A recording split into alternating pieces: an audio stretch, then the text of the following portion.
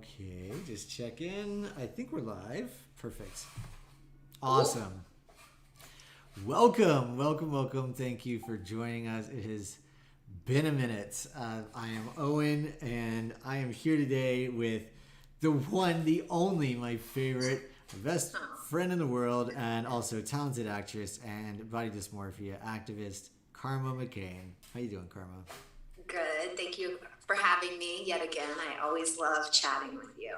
Me too.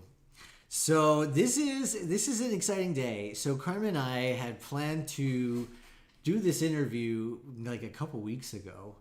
And then in the course of those couple weeks, a lot of things have happened. Not the least of which is the police killings of multiple people, including George Floyd, which of course has sparked off incredible amounts of protesting, learning, discussion, just the whole new world. And during this time, certainly recognizing that just one unprecedented thing after another, understanding that this was a time to really to reflect and to sit back and to listen. So I decided to go silent. And actually, this is something that I talked to Karma a little bit about as well. She kind of guided me along, and I will let her talk about that.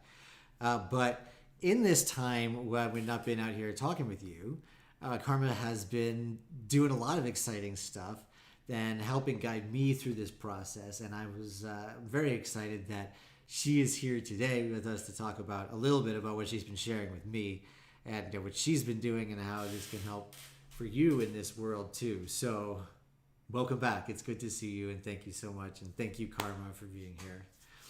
Before we get started, I just wanted to say, if you're on YouTube, if you're watching on YouTube, then I would love if you would subscribe.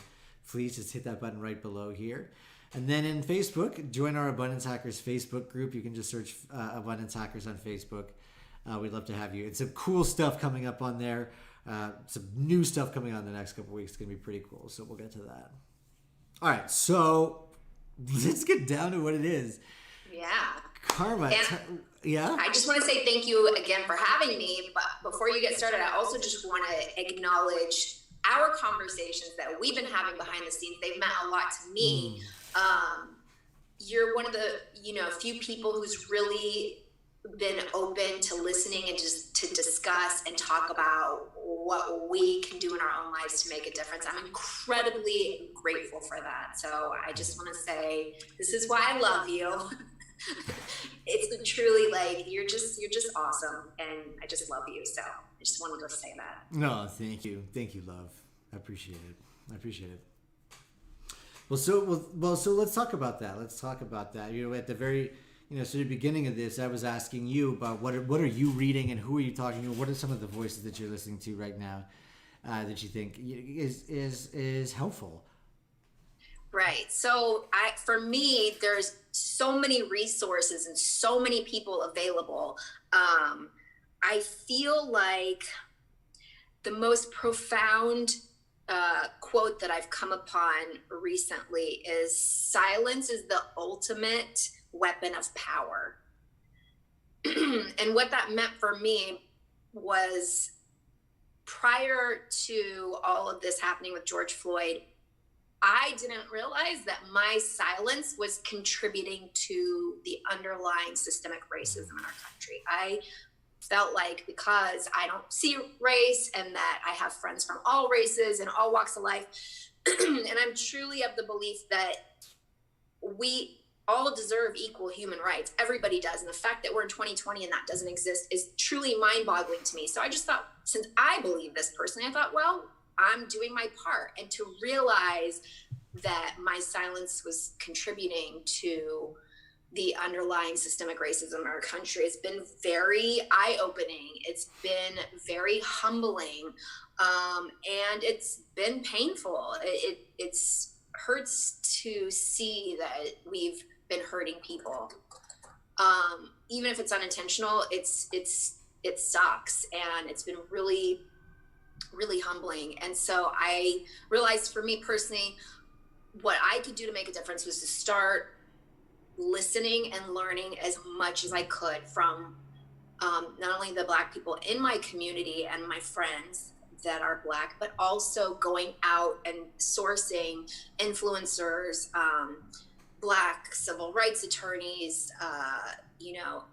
any shape or form of the Black community that I could just listen and absorb as much as possible. And this is going to be an ongoing thing. This isn't just like, oh, I'm going to listen for a couple days and then go about my life. Like, no, this is legitimately shushing my mouth and what I think I know and listening to as many Black people as I can.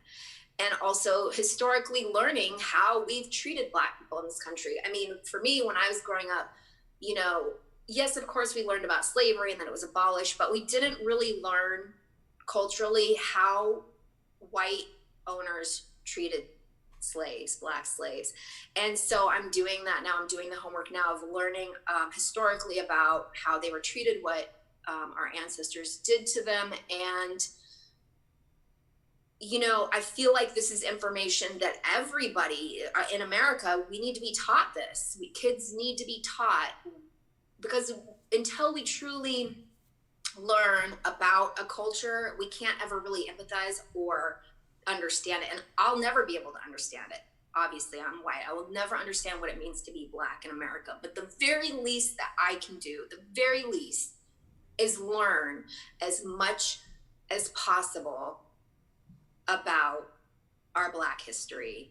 And so there's so many resources, there's so many places to go. I feel like for each person that's going to be different. And so I would just say, what did you find that was particularly interesting? Right. So for me, I think one of the biggest eye-openers was watching the documentary 13th, which is about how when slavery was abolished, and I usually say abolished because it really wasn't, it was just rewritten into the 13th Amendment, which was saying slaves are free unless they are criminals. Then technically, no, sorry. And so it just really documents how we created systemic racism from the time slavery was abolished. And so that was hugely eye-opening for me. And then I feel like that sort of led from one thing to the next. And I'm trying to order the new Jim Crow, which is a book that's based, the 13th is kind of based on that book, but it's been sold out everywhere, which is great. It means people are actually listening.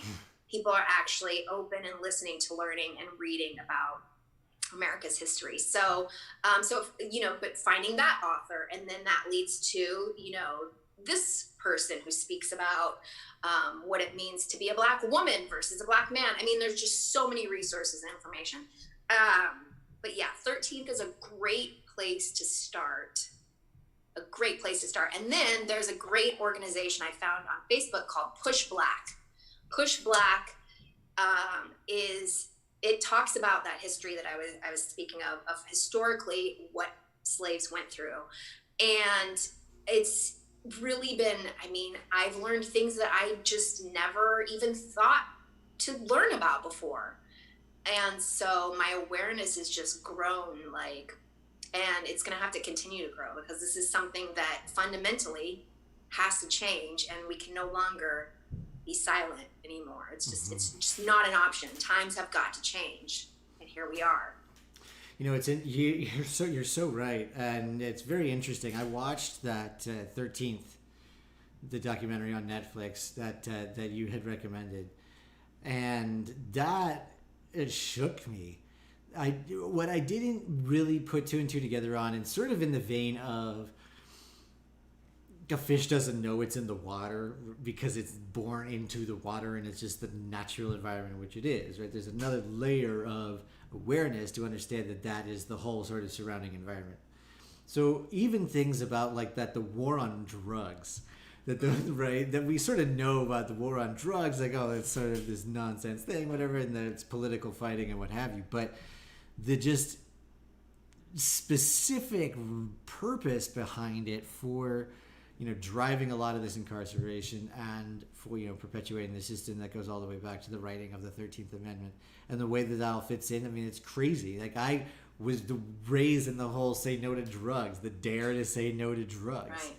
And I just thought that was, maybe a poorly conceived mechanism to shelter kids.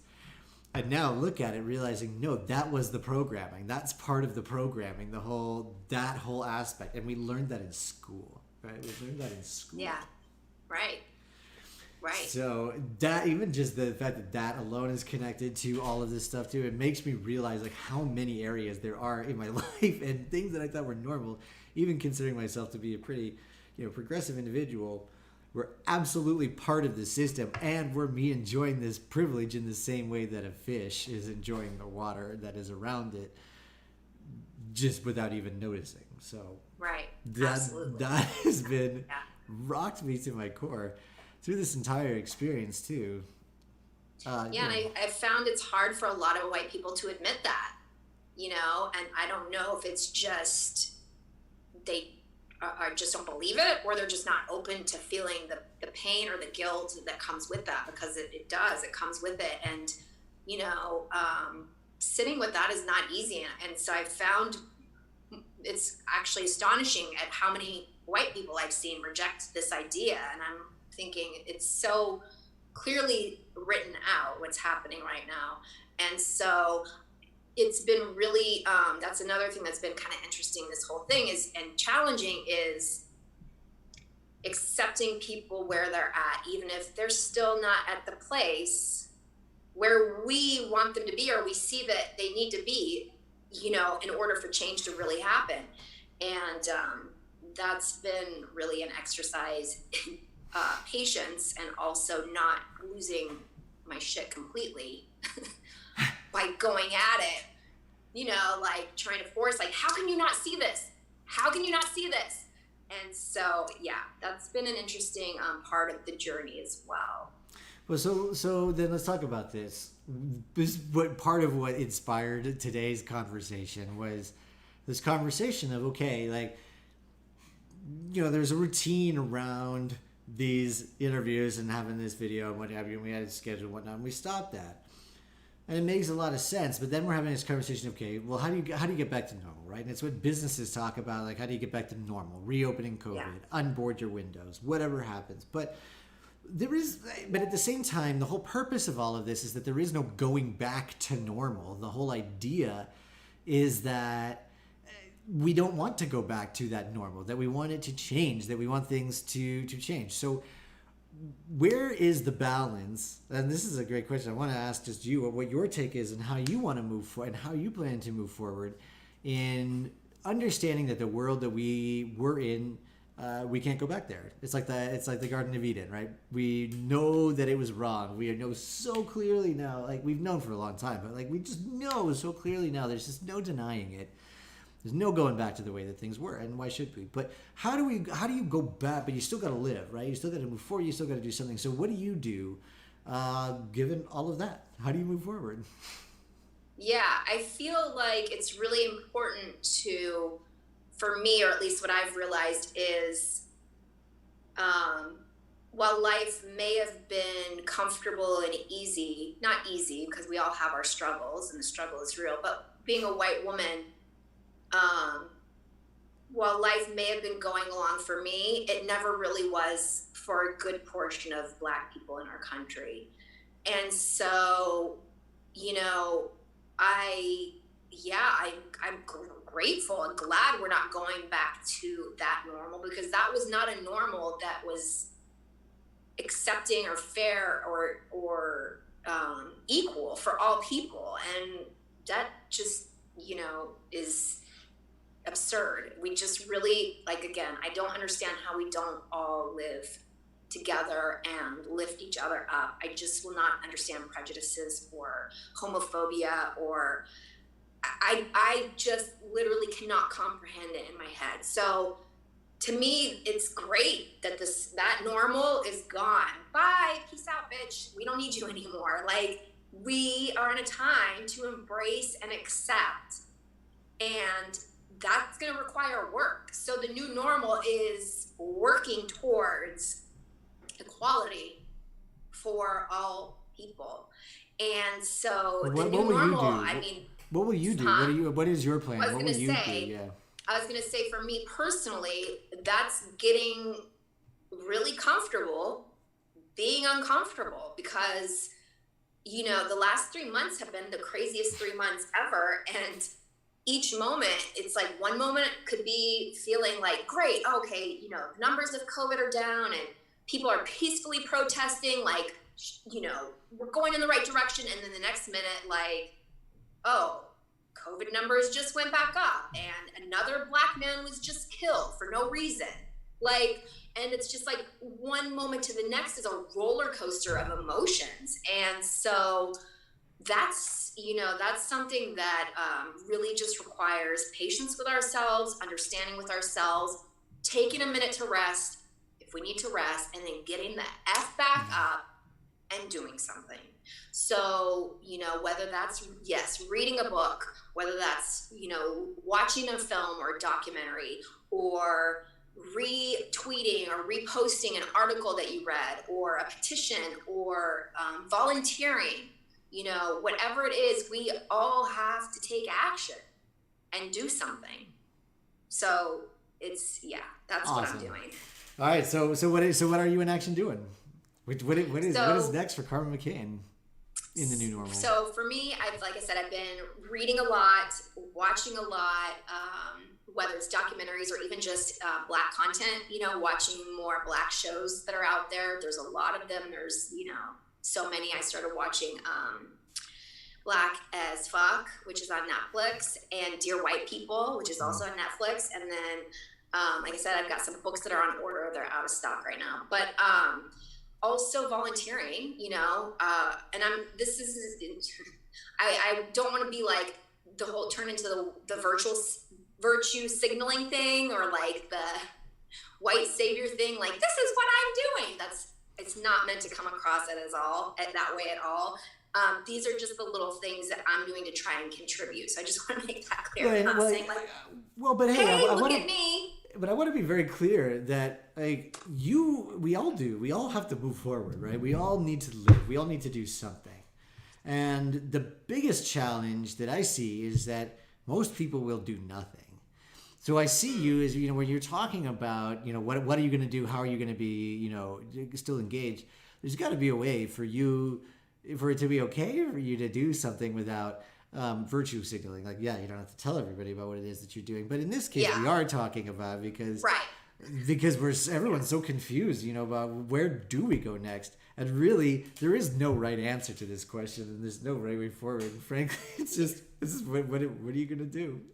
Yes, I agree. And you did ask me, what am I doing? So I was telling you, I just want to be very clear, because that is one of the things too, is,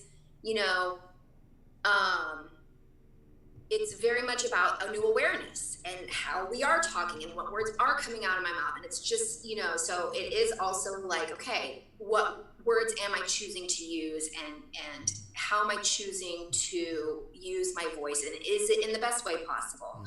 And so, I would say that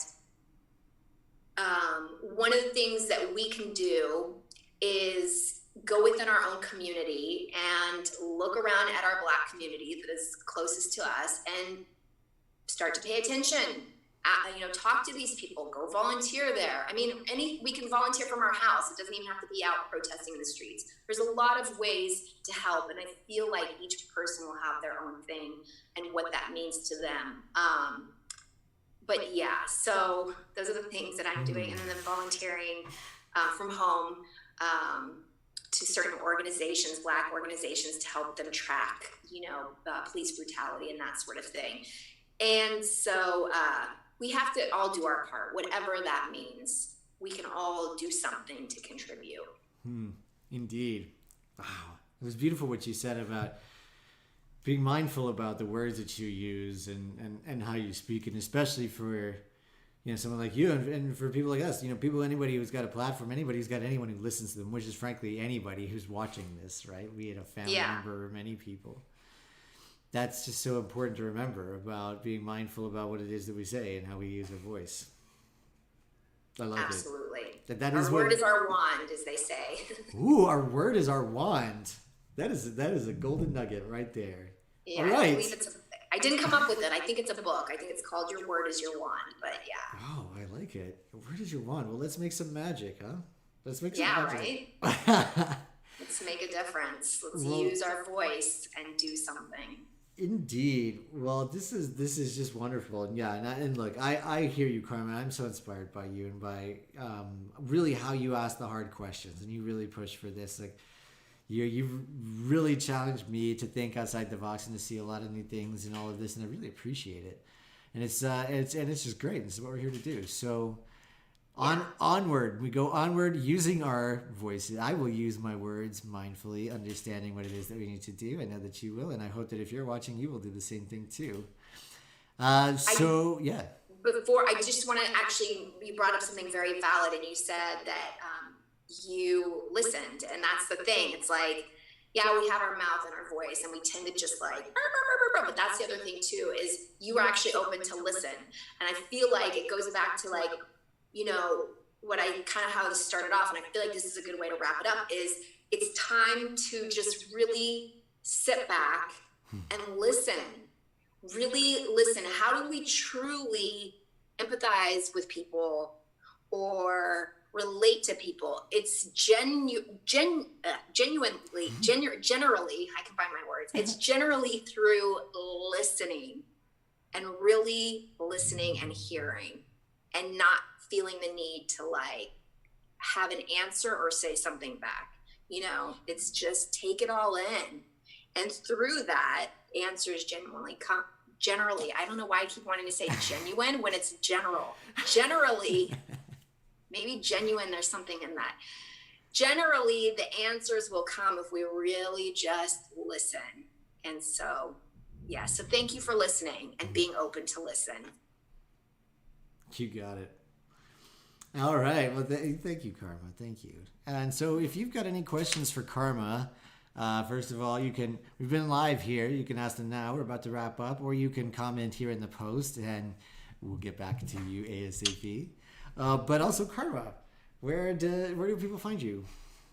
People can find me on Instagram, Facebook. Karma McCain VIP is my body dysmorphia platform, and that's where I talk about what it means to struggle with body image in this day and age.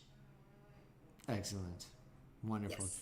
Thank you. And if you're watching this right now and you'd like to, learn a little bit more about the kind of things that we're talking about here, also about this pretty sweet new 30-day challenge that we got going on that we've been, that Karma is in and we've been doing together. If you'd like some information on that and some stuff on how to move forward right now, then go to owenjward.com, check it out, sign up, and I will send you some information. Okay? So that's it. Thank you, Karma. Thank you so much for being here and for everything. Thank you back. You got it. And thank you all for watching, and I will talk to you tomorrow.